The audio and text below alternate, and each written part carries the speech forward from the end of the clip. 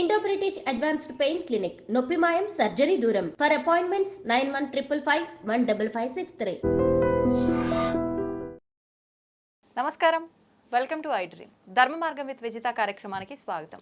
ప్రస్తుతం మనతో పాటు ఉన్నారు ప్రముఖ ఆధ్యాత్మికవేత్త గట్టుపల్లి సురేష్ బాబు గారు. ఇప్పుడు వారితో మాట్లాడి మరిన్ని విషయాలు తెలుసుకునే ప్రయత్నం చేద్దాం. నమస్కారం అండి. జై శ్రీమన్నారాయణ. సాధారణంగా భగవంతుడి విషయానికి వస్తే చాలామంది మొక్కులు మొక్కుతూ ఉంటారు. మొక్కి నాకు అనుకున్నది నెరవేరింది అని చెప్పి మొక్కులు తీరుస్తూ ఉంటారు. ఎక్కువగా ఎటువంటి మొక్కులు మొక్కుతారు అని అంటే వాళ్ళకి ఏదో ఒక కోరిక ఉంటుంది. నాకు ఈ కోరిక నెరవేరితే కనుక నా తలనీలాలు ఇస్తానని కానీ, లేదంటే బంగారం హుండీలో వేస్తా, డబ్బులు హుండీలో వేస్తా, ఇలాంటివి ఎక్కువగా తలనీలాలు, బంగారం, డబ్బు రూపంలో ఇవే.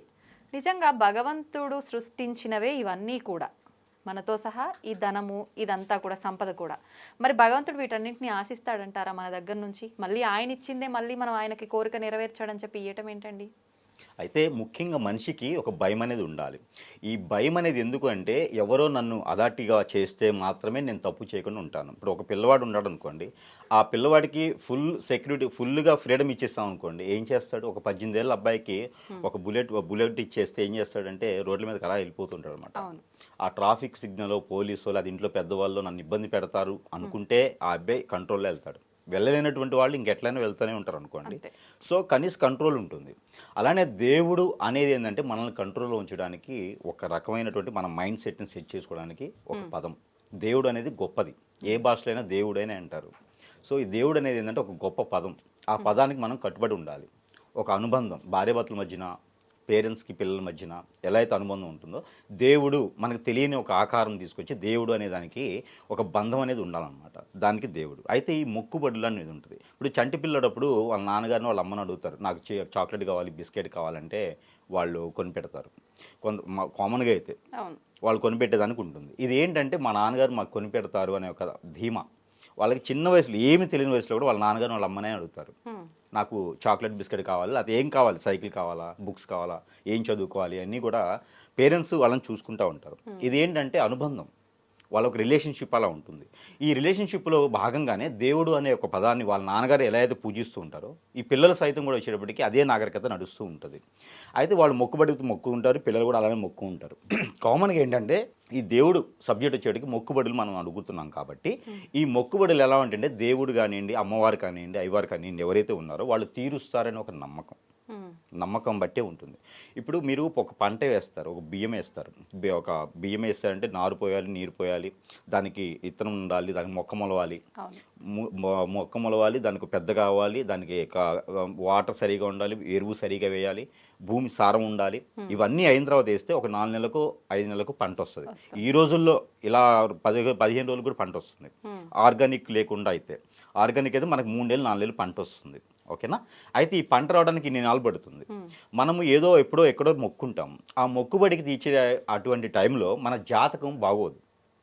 మన జాతకం అప్పులు పాలయ్యారనుకోండి, దేవుడా నాకు అప్పులు తీరాలి, నేను ఇన్ని కొబ్బరికాయలు కొడతానని మొక్కుంటాం. అది దేవుడు వింటాడా లేదనేది కాదు, నమ్మకం. వింటాడని ఒక నమ్మకం.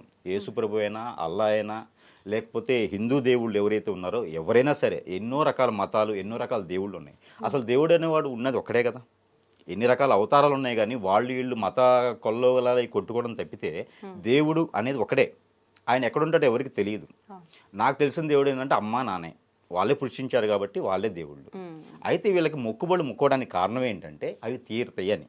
వీళ్ళ జాతకం బాగాలేనప్పుడు పంట వేసేటప్పుడు ఎలా అయితే దేవుడిని అడుగుతారు, 4 నెలల తర్వాత పంట వస్తుంది. అదే వర్షం పడి పంట పోయిందనుకోండి, ఆ దేవుడు సరిగా చూడలేదనే, దేవుడు సరిగా మా మీద అనుగ్రహం లేదు, చూడలేదనే, అంటే వాడి జాతకం ఇంకా బాగలేదు అని. ఇప్పుడు శని భగవానుడు 19 సంవత్సరాలు ఏళ్ళనాడు శని పడతాడు, అర్ధాశ్మ శని పడతాడు.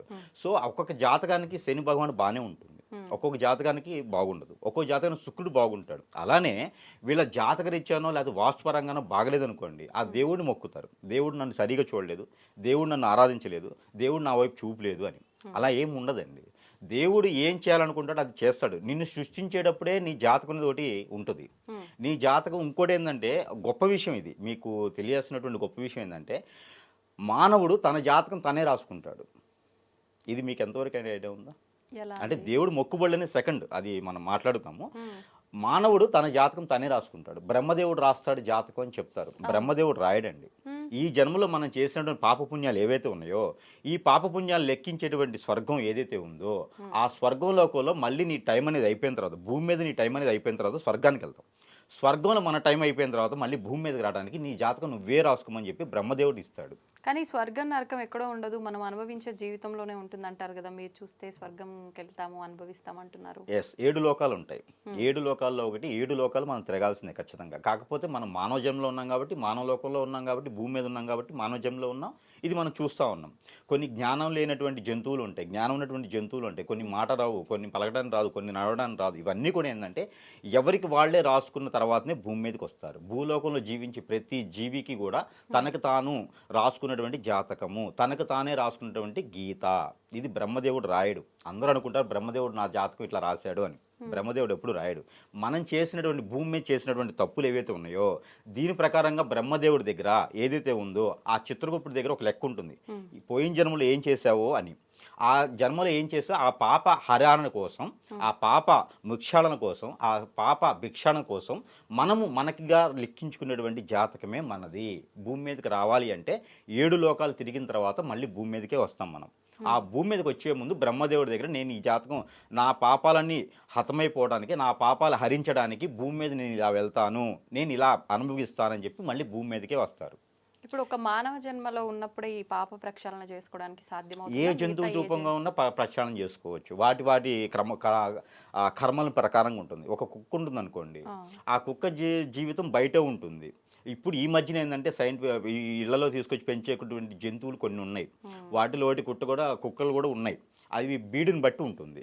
కొన్ని కుక్కలు ఇప్పటికీ బయటే ఉన్నాయి కదా, అవి కుక్క బతుకు అంటారు. కుక్క బతుకు అంటే అది ఆల్రెడీ అనుభవిస్తుందనే కదా. పాము ఉంటుంది, అనుభవిస్తుందనే కదా. చెడు జంతువు ఎవరు చూసినా చంపేస్తూ ఉంటారు, దాన్ని అనుభవిస్తున్నట్టే కదా. అలా ఉంటాయి అన్నమాట. జన్మలు ఏంటంటే మానవుడే కాదు, ఈ సకట కోటి జన్మలు ఏవైతే 364 జన్మలు ఏవైతే ఉన్నాయో ఈ జన్మలన్నీ కూడా, ఈ కళలన్నీ కూడా మానవుడు కాదు, అందరూ కూడా వారి వారి యొక్క జాతకం వారి యొక్క రాసుకున్న తర్వాత భూమి మీద అడుగు పెడతారు. ఇది కథ కాదు, ఇది రియల్. ఇది ఎవరికి చెప్పరని విషయం అన్నమాట.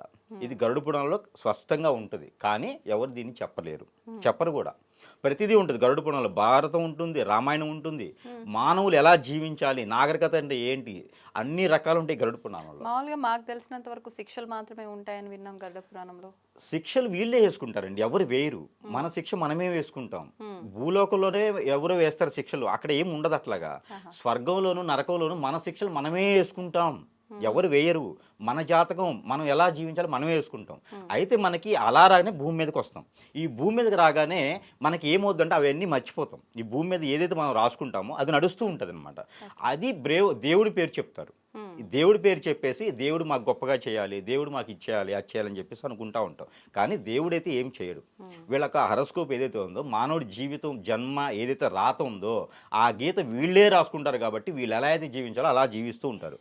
అయితే మనకి ఎప్పుడో కాని పనులు అయితే ఏవైతే ఉంటాయో అవి అవుతున్నాయి అంటే వీళ్ళ కర్మ కొద్దీ అవుతాయి. అవి అంతే, వీళ్ళు రాసుకున్నారు ఎప్పుడో, వీళ్ళు రాసుకున్న ప్రకారంగానే ఆ పనులు అవుతూ ఉంటాయి. కాకపోతే అది దేవుడు చేశాడనే ఒక భావనతో ఆ దేవుడి మొక్కుబడులు ఏవైతే ఉన్నాయో అవి తీర్చుకుంటూ ఉంటారు. కాకపోతే వీళ్ళు సంపాదించిన దానిలో కానివ్వండి, వీళ్ళకి వచ్చేటువంటి దానిలో కొంత పాపం ఉంటుంది. ఆ పాపానికి సంబంధించినటువంటి పరిహారమే దేవునికి ఇస్తారనమాట. ఇప్పుడు మనకి దగ్గర 10 రూపాయలు రాగానే ఓ 2 రూపాయలు ఎవరికి ఇస్తే బాగుండు అనుకుంటారు. అలా 2 రూపాయలు ఇచ్చే బదులు దేవునికి వేస్తారనమాట. ఇప్పుడు అందుకోసమే ఏదైతే మళ్ళీ మనకు వస్తాయో అది మాత్రమే దేవుడికి వేస్తారు. డబ్బు అనుకోండి, బంగారం అనుకోండి వస్తాయి, ఆస్తులు అనుకోండి మళ్ళీ సంపాదించుకుంటారు. మనకి తల్లీలాలు ఇస్తారు, చాలా దగ్గర ముడుపులు కట్టి తల్లీలాలు ఇస్తారు. అవైతే మళ్ళీ వచ్చేవి, రానివి కాళ్ళలో చేతిలో లేకపోతే కిడ్నీలో కళ్ళలో ఇవ్వరు. ఎందుకని ఇవ్వరంటే అవి మళ్ళీ రావు కదా. అందుకనే ఏవైతే మనిషికి మళ్ళీ స్వార్థంతో వస్తాయో అవే దేవుడికి ఇస్తారు. ఓకేనా. దేవుడనే గొప్ప ఉంటుంది, దేవుడని అభిమానం, ప్రేమ అన్ని రకాలు ఉంటాయి. ఆ స్వామివారి యొక్క దర్శనం అయితేనే చాలు అనేది ఉంటుంది. ఎంతమందిలో ఉన్నా కూడా స్వామివారిని చూశారు అని ఆనందం ఉంటుంది. కానీ ఆ దేవుడికి ఏమి ఇవ్వడు. భక్త కన్నపలాగా కళ్ళు పొడి చేసి ఇవ్వరు. ఓకేనా. ఏదైతే ఇస్తారు, తలలీలాలు ఇస్తారు. దేవునికి బాడీలో సంబంధించిన ఏమి ఇవ్వరు, తలలీలలు మాత్రమే ఇస్తారంటే వెంట్రుకలు మళ్ళీ వస్తాయి. కాబట్టి ఎవరైనా పిలిచేసి ఎంత భక్తుడైనా సరే కాళ్ళు ఇవ్వమనండి, చేతులు ఇవ్వమనండి, ఇవ్వరు. ఎందుకంటే అవి మళ్ళీ రావు కదా. అందుకని దేవుడైన ఒక భయం ఉంది. ఆ భయంతో పాటే ఏదైతే ఇవ్వాలో అవే ఇస్తారు. అది మొక్కుబడులు తీరతాయా తీర్చుతాయా అనేది లేదు, నమ్మకం కొందే చేస్తారు. శివునికైనా ఇవే ఉంటుంది, పార్వతీమాతకైనా ఉంటుంది, లేకపోతే లక్ష్మీ అమ్మవారికైనా, లేకపోతే కనకదుర్గమ్మవారికైనా, లేకపోతే అల్లాకైనా, లేకపోతే మనకి యేసుప్రభుకైనా సరే తలలీలాలు ఇవ్వటము, లేకపోతే వాళ్ళు ఇచ్చినటువంటి కొబ్బరికాయలు కొట్టడము, ప్రకృతిలోంచి వచ్చినవి తీసుకోవడం తప్పితే, ఆత్మస్వరూపంగా నమస్కారం చేసుకోవడం తప్పితే ఏముండదు. అందుకనే దేవుడు ఇచ్చినవే దేవుడికే ఇస్తూ ఉంటాం. అంతమించి మనకు ప్రత్యేకంగా ఏమి తీసుకోరు, మనకి బాడీలో సంబంధించిన పార్ట్లు అయితే ఏమి ఇవ్వరు. ఆయన ఏం ఆశించడంటే దేవుడు లేడు కదా ఆశించడానికి. దేవుడు ఎక్కడ ఉన్నాడు? మానవులోనే కదా ఉన్నాడు. వీళ్ళు అనుకుంటేనే కదా దేవుడు అయ్యాడు, మానవులు అనుకుంటేనే కదా. మానవుడే చెక్కినటువంటి శిలని మనం పూజిస్తున్నాము, అంతే కదా. మానవుడే కదా సృష్టించిన దేవుణ్ణి. దేవుడు ఎక్కడున్నాడు? అంతటా ఉన్నాడు, అంతే కదా. ఇప్పుడు మీలో కూడా దేవుడు ఉన్నాడు. ఇప్పుడు మీకు నా అభిమానంతో ఏదైనా ఇవ్వాలనుకుంటే ఇవ్వచ్చు, మీకు దేవుడిగా భావించి, అమ్మవారిగా భావించి మీకు ఇవ్వచ్చు నేను. కాకపోతే అలాగా మానవుడికి ఏంటంటే సాటిస్ఫాక్షన్ ఉండదు. మానవుడు సాటిస్ఫాక్షన్ ఎక్కడ అవ్వలేడు. అందుకనే దేవుడి పేరు చెప్పుకొని పూజలు చేస్తూ ఉంటారు. కొంతమంది లక్షల రూపాయలు పెట్టేసి కొన్ని రకాల హోమాలు యజ్ఞాలు చేస్తూ ఉంటారు. మంచిదే, పాజిటివ్ ఉంటుంది. అదేదో అనాథలకో పిల్లలకో లేకపోతే మంచి చేయడానికో కార్యక్రమానికో పెడితే బాగా జరుగుతుంది. ఈ దేవుడి పేరు చెప్పేసని కొంతమంది స్వార్థంగా ఉండేసి దానికి ఒక టీములను ఏర్పాటు చేసేసి ఆ దేవుడి పేరుతో దొంగ స్వామీజీలు కూడా ఏర్పడేసి కొన్ని కోట్ల రూపాయలకి అధిపతులుగా ఉంటున్నారు. అలానే కొన్ని కోట్ల రూపాయలకి దాన్ని ఏమంటారు, రాజకీయ నాయకులకు కానీ సెలబ్రిటీస్ కానీ బినామీస్, ఆ స్వామీజీ పేరుతో బినామీలు ఉన్న వాళ్ళు కూడా మనం చాలామంది చూస్తున్నాం. ఇవన్నీ కూడా ఏంటంటే దేవుడి పేరు చెప్పి ఆహారం తినాలండి. దేవుడు అని చెప్పుకున్న వాళ్ళు ఆహారం తినరు కదండి. ఇప్పుడు దేవుడు అనేవాడు ఆహారం తిన్నట్టు నాకు తెలియదు. మరి వీళ్ళు ఎందుకు తింటున్నారు? మరి కుల మతాల మధ్యన విభేదాలు ఎందుకు వస్తున్నాయి? కోట్లాట్లు ఎందుకు వస్తున్నాయి? మా దేవుడు అంటే మా దేవుడు అని చెప్పేసి రూపాలు మార్చేసి ఎందుకు విగ్రహాలు చేస్తున్నారు, ఎందుకు శిలలు కడుతున్నారు, ఎందుకు గుళ్ళు కడుతున్నారు, గోపురాలు కడుతున్నారు, దాన్ని మళ్ళీ డెకరేట్ చేస్తున్నారు. దేవుడు అనేవాడికి అవన్నీ అవసరం లేదు కదా. ఆయన సృష్టించుకోగలుగుతాడు కదా. ఇవన్నీ అవసరం లేదు. ఇవన్నీ మానవులు సృష్టించేటువంటి క్రియ, దాని మీద బ్రతకడానికి చేసేటువంటి క్రియ. ఇప్పుడు ఎట్లా ఉంది, కార్పొరేట్ ఆఫీస్ ఒకటి ఉండిద్దండి. ఒక 10,000 శాలరీ అయితే సాటిస్ఫాక్షన్గా జాబ్ చేస్తారు. మీరు 10,000 శాలరీకి ఒప్పుకొని జాబ్ చేస్తారు కదా. ఇంకో దగ్గర ఆఫర్ 15,000 అని వస్తుంది. ఖచ్చితంగా వెళ్తారా లేదా? అంటే మనకి సాటిస్ఫాక్షన్ అనేది ఎక్కడ ఉండదు. అందుకనే దేవుడి పేరు చెప్పేసుకొని నాకు ₹1,00,00,000 వస్తే 10% దేవుడికి ఇస్తా. అవే కదా మనకు ఉండిలో దొరికే డబ్బులన్నీ కూడా అవే కదా. ఆ 10% దేవుడికి ఇస్తా అంటారు. అదే నేను నాకు ₹1,00,00,000 వస్తే నేను 2 కార్లు ఇస్తా అని మొక్కోరు అనమాట. అవి రావు కాబట్టి వచ్చేవే దేవుడికి మొక్కుతారు. అంటే అప్పుడు దేవుడి మీద ప్రేమ కాదు, భయం. అదే దేవుడి మీద భయంతో మొక్కుతారనమాట, ప్రేమతో కాదు. అందుకనే ఇప్పుడు ఉన్నటువంటి సమాజం కానీ జీవితాలు కానీ ఇప్పుడు అన్నీ కూడా ఇట్లా ఏర్పడతాయి. ఏంటంటే దేవుడి మీద ఉన్నటువంటి భయంతో చేసేటువంటి కార్యక్రమం ఉన్నాయి కాబట్టి ఇట్లా ఉంది. దేవుడి మీద భక్తితో చేస్తే అన్నీ బాగుంటాయి. తల్లిదండ్రులకు మించినటువంటి దైవం లేదు, తల్లిదండ్రులకి గురువుకి మించినటువంటి దేవుడు లేడు. వాళ్ళ ముగ్గురు మాత్రమే బయటికి తీసుకురాగలుగుతారు, జ్ఞానాన్ని పెంచగలుగుతారు, ఏదైనా చేయగలుగుతారు. కానీ మంచి పనులు చేసేవాడికి అతనే దేవుడు, ఆవిడే దేవుడు. కాబట్టి వాళ్ళు ఏం చేసినా చేయకపోయినా మంచి పనులు చేస్తే చాలు. దేవుడికి ఏం కోరుకోరు. ఆ దేవుడికి వాసినవి పేదలకో లేకపోతే ఏదైనా ఇంకోటి కార్యక్రమం చేస్తే చాలా మంచి జరుగుతుంది అనమాట. దేవుడి పేరు చెప్పేసని కోట్లాది రూపాయలు ఉండిల్లో వేసడం ద్వారా అవి మళ్ళీ కూడా ఉపయోగం లేకుండా అవుతాయి. కాబట్టి ఆ పాప మూర్తి విమోచనం అవుతుందని వీళ్ళు అనుకుంటారు. అంతమించి ఏం లేదు. దేవుడు ఎప్పుడు ఏది కోరుకోడు.